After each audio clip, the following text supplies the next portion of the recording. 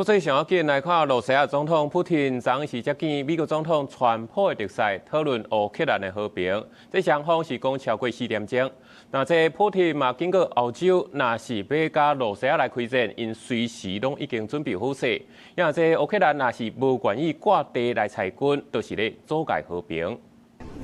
美国总统的特使魏科夫甲川普竞赛库许纳伫罗西亚主权在乎基金负责人德米崔耶夫、普廷的外交顾问厄夏科夫的陪同之下，伫红色广场咧散步，因这主要是为着讨论乌克兰的和平。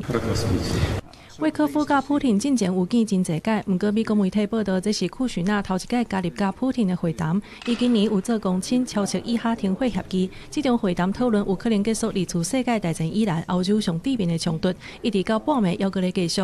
普廷伫会谈进前有消息要互欧洲。 Они же на стороне войны.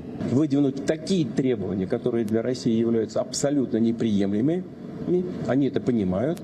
И тем самым свалить потом на Россию. Собираемся воевать с Европой, я уже об этом 100 раз сказал.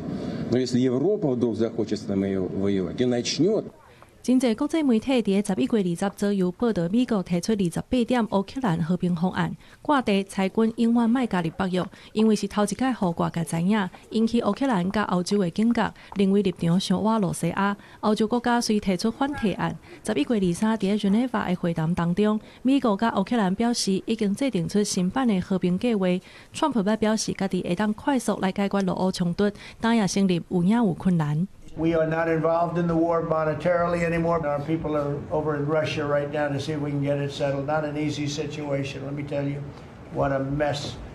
就伫克里姆林宫的美罗会谈进行的时阵，12月初2去访问爱尔兰的乌克兰总统泽伦斯基，继续咧争取欧洲的支持，批评普廷是找借口，无想要结束战争。乌克兰望美国甲国际社会会当加施压，针对谈判的进度比预计要搁较紧，美国也真积极，泽伦斯基是真乐观。公司新闻综合报道。